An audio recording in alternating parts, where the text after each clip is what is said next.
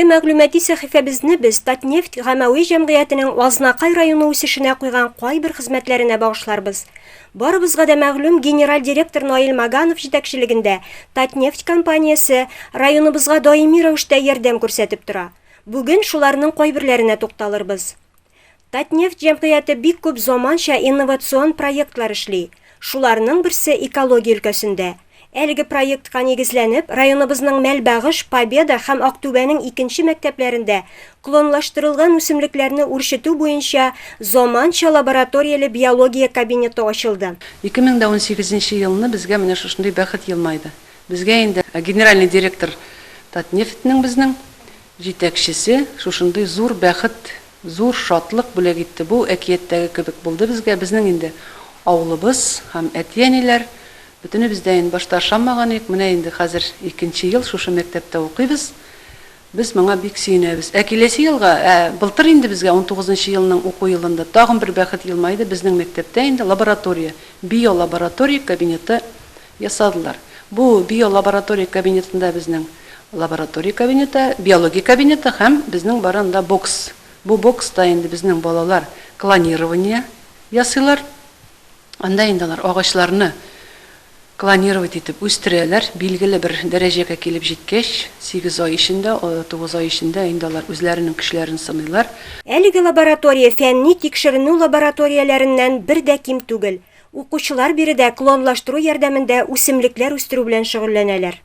Менә быелгы уку елыннан без шушындый матур биология кабинетында эшли башладык. Укучылар белән без шушында төрле практик эшләр үткәреп шөгыльләнәбез инде практик эшләр белән.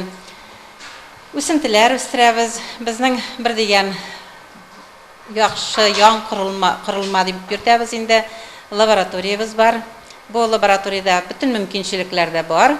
Без анда клонлаштырылган үсемлекләрне вегетатив юл белән үрчетәбез. Лабораторияга килсәк, биологик эшчәнлек өчен биредә бөтен шартлар да бар. Эзләнү өчен махсус өстәлләр, микроскоплардан тыш монда катлаулы дип саналган парагенераторлар, стерилизаторлар, махсус шкафлар, җылыткычлар һәм башка җайланмалар бар. В данный момент я фильтрую воду.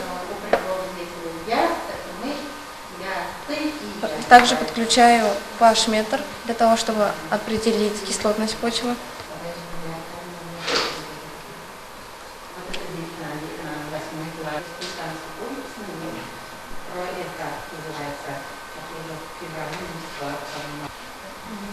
Заметьте, тут вода чище, чем здесь, так как она фильтруется. Сейчас бумажкой определяю pH-метр, потом сравниваю с компьютером, что показывает на компьютере.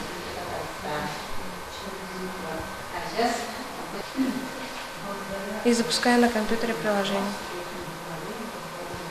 Безгә менә монда биоматериаллар кайта бит инде. Осинник, канафер, аккаен, җиләк, сирень, менә шул гейхерелла бар анасын, горячавка дигән үсентеләрне. Бу биоматериаллар кайталар. Без аларны үрчетәбез инде. Менә определенное менә количество нигә высотага үскәчне инде клонировать итәбез. Башка шушыны, без шушы иң беренче инде. ВПМ белән МС среда, питательная среда менә шунда әзерлибез. Дистиллированный су белән бөтенесе бәйле, бу бөтене без примеси дигән кебек. Шушы пар генераторда без аны кайнатабыз. И шушыларны разливать итеп суытып, бөтен үсентеләрне үстерәбез. Шушында помещать итәбез менә алар томырланып, үзен карап торабыз. Һәм утыртканнан соң менә бу световой комнатада инде без барсында үстерәбез. Укучылар белдергәнчә, монда эшләү аларга кызыклы һәм әһәмиятле. Алар бик теләп каен, аксирин, кара бөрлегән канәфер, 3 төрле яралгы бирә торган усак үсентеләрен туфракка җайлаштырганнар. Һәм киләчәктә экзотик үсемлекләрне дә үрчетү турында хыялланалар. Мы ощущаем себя не просто учениками сельской школы, а научными сотрудниками, которые проделывают важную работу спасения нашей планеты Земля. Татнефть всеми возможными способами культивирует бережное отношение к природе на территориях своего присутствия и уже несколько десятилетий ведет последовательную экологическую политику, реализуя такие программы, как озеленение, очистка водоемов и благоустройство родников. Мы абсолютно согласны с руководством Татнефть, что такого мышления должно прививаться нам со школьной скамьи. Ведь мы люди, которые потели над каждым деревом и однозначно не станем его ломать. И лучшим помощником в понимании того, что природа – это наш дом, стали уроки биологии в новом формате, которые значительно расширяют рамки образовательной программы и школьных стандартов. Мы благодарны Татнефть, что они дали нам такую возможность участвовать и принимать участие в таких важных делах. Таким образом, сегодня мы участвуем в озеленении нашей окружающей среды, внесем свой вклад в восстановление биоразнообразия природы.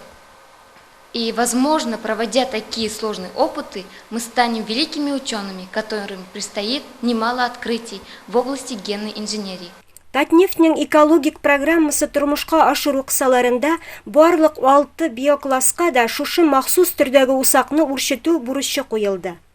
Киләчәктә эшерүгә бирешми торган мондый агач безнең яктагы урманнарда да үстереләчәк. Алда билгеләп үткәнчә, өлкән сыйныф укучылары лабораториядә бик теләп шөгыльләнәләр. Инде ниндидер ачышлар да ясаганнар, дәрәҗәле конкурс бәйгеләрдә катнашып, төрле җиңүләр яуларга да өлгергәннәр. Без төрле генә конкурсларга йөрибез. Шашында катнаштык һәм җиңдек, беренче урын алдык. Бу биолаборатория безгә бик күп мөмкинлекләр бирә. Без төрле конкурсларда катнашабыз. Мәсәлән, без ачыш дигән конкурста фәнни практик номинациядә катнаштык. Яңадан мәктәпләр белеменнән фәнни эзләнеш дигән конкурста 3нче урын алдык республика буенча. Мәлбәгыш авылына килсәк, биредә авылны, юлларны, социаль объектларны төзекләндерү, күмәкләп агач утырту эшләре дә алып барыла. Безнең авыл җирлегенә 5 авыл керә, һәм авыл җирлегендә 700ләп кеше исәпләнә. Мәктәбебез менә яңартылды. Мәктәптә 55 бала укый. Мәктәпне яңартуда һәм капитал ремонт ясауда рәхмәтемне белдерәсем килә Татнефть җәмгыять компаниясына һәм шәхсән Маганов Наил Ульфатуллына. Мәктәбебез бүгенге көндә бик якты, бик яңа җиһазландырылган, яңа компьютер класслары, бүтән бүлмәләр яңаша технологиялар белән менә бик матур итеп эшләнгән. Яшелләндерү программасы бара. Менә безнең территориядә дә бу елга 66 гектарга якын җирне яшелләндерәбез дип истә тотабыз инде.